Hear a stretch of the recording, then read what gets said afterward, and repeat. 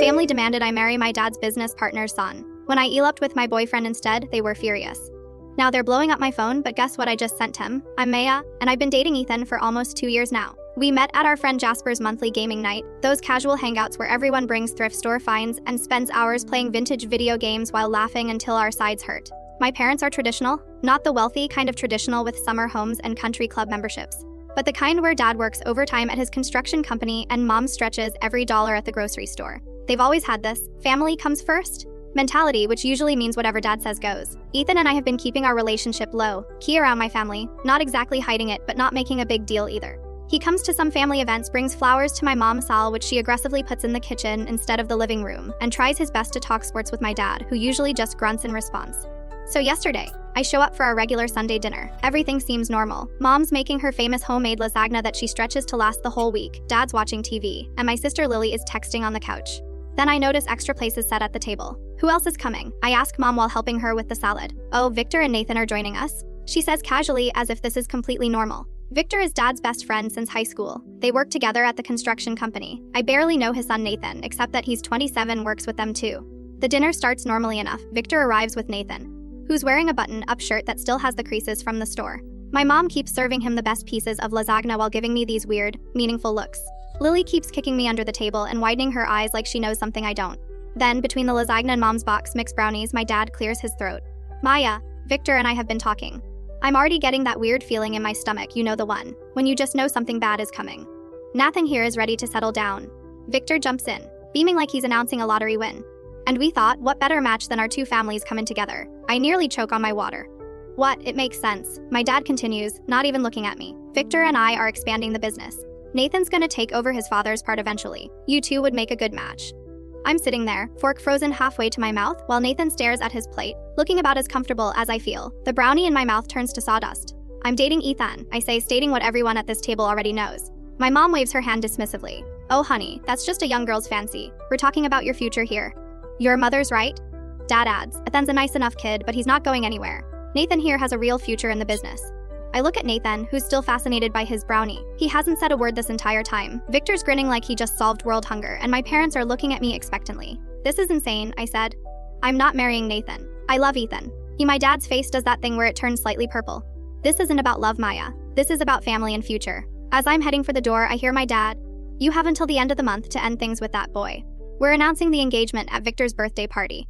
I didn't say anything else, just grabbed my crossbody bag and left. Ethan was already waiting in his motorcycle around the corner. We'd planned to go to Target after dinner to buy some stuff for his apartment. I got on the back of his bike, hands shaking as I tried to buckle my helmet. That was yesterday. Today, my phone's been blowing up with messages from my mom about being reasonable and thinking about the family. Lily sent me a string of WTF texts, followed by warnings that Dad's serious about this. Even my cousin Sophia called to ask if it was true. Ethan and I stayed up late last night in his tiny studio apartment talking about what to do. We've actually been planning to move in together when his lease is up next month. Nothing fancy, just a small 2-bedroom in the same complex where his friend Jasper lives. We've been saving up, keeping it quiet. Now I'm wondering if we need to speed up those plans. I've muted most of my family on my phone, but I can see the message count growing. The only one I've responded to is Lily, who's sworn not to tell anyone that I'm staying at Ethan's tonight. I don't know what to do next. I love my family, but this is crazy, right? Like, it's 2024, not 1825. Who even does arranged marriages anymore? Especially over something as mundane as a construction business. I need advice. Ethan's being supportive but says it's my decision to make. I just know I'm not marrying Nathan, no matter what kind of future my dad thinks it'll give me. First update first, thank you all for the overwhelming support on my last post. It's been 2 weeks since that surreal Sunday dinner, and I'm writing this from Ethan's couch at 100 a.m. Stress, eating instant mac and cheese, and trying to process how everything spiraled so quickly. Our water heater just broke, and the landlord isn't responding to texts. So this seems like the perfect time to update you all while waiting for the kettle to heat water for a shower in the sink. The day after my last post, I waited until my parents would be at work and went home to grab some essentials. I thought I'd be in and out, but Lily was homesick from her community college classes. Between shoving clothes into my duffel bag, she filled me in on what I'd missed. Turns out this whole situation is way messier than I thought. The truth came out in pieces. Victor's construction business is struggling badly. Dad's been stressed about money too, evident from the kitchen faucet that's been dripping for months. Months?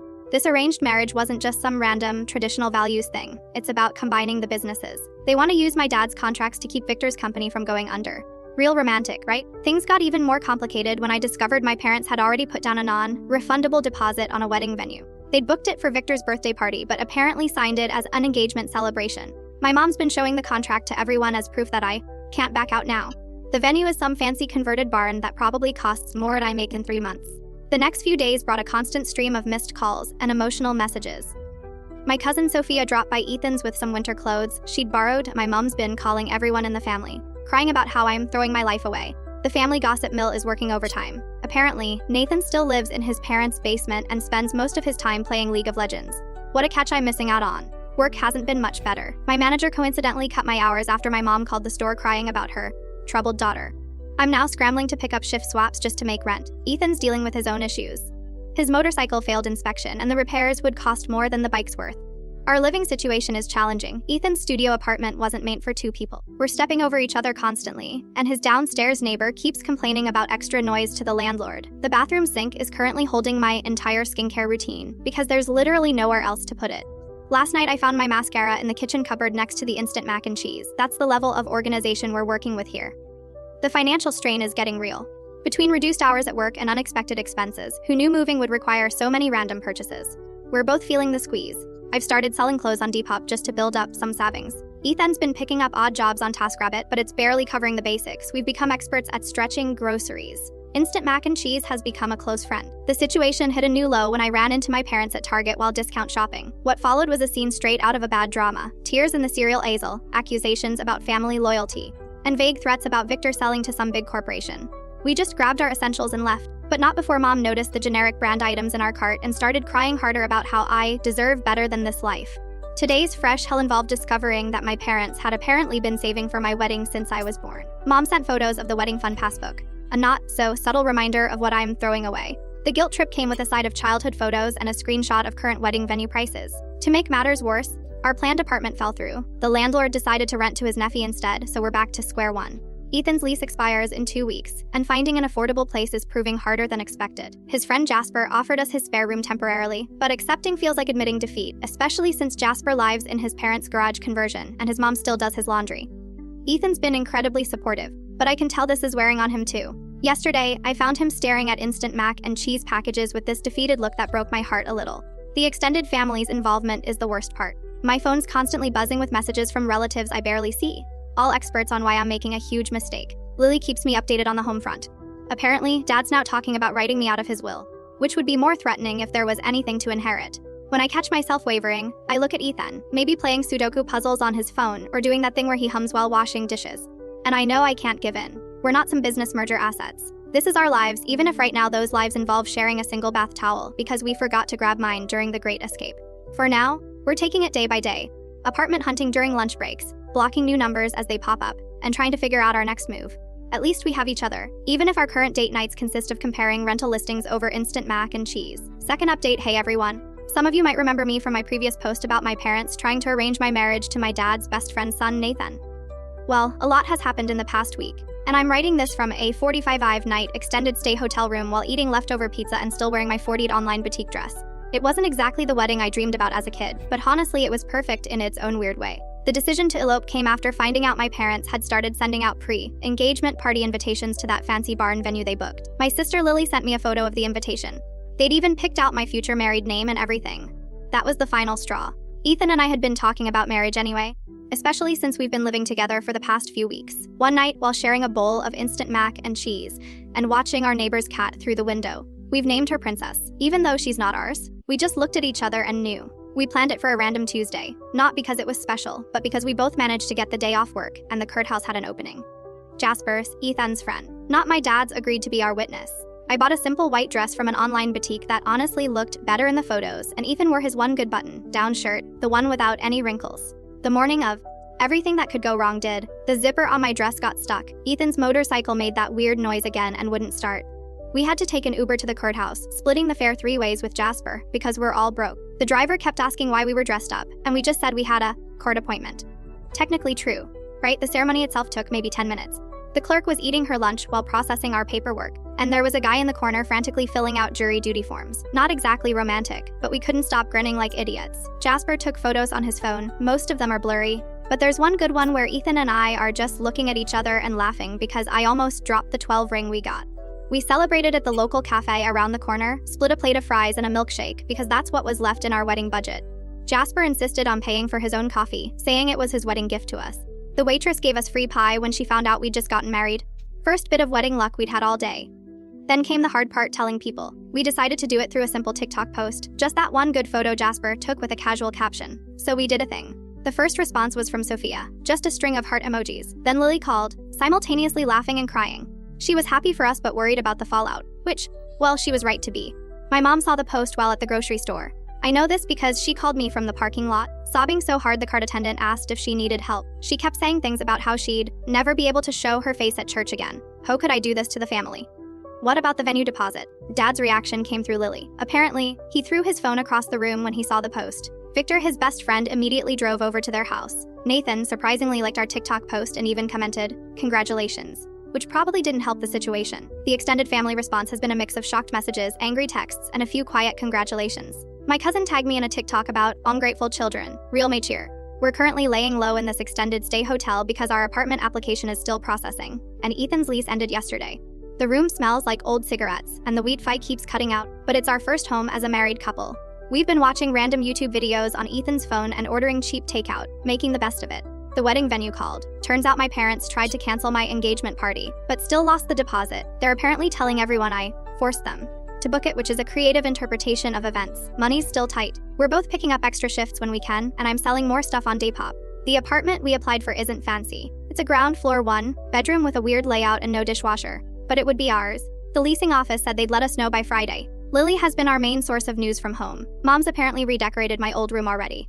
Took down all my photos and everything. Dad's telling everyone at work that I'm going through a phase. Victor's wife keeps trying to arrange a family meeting to fix things.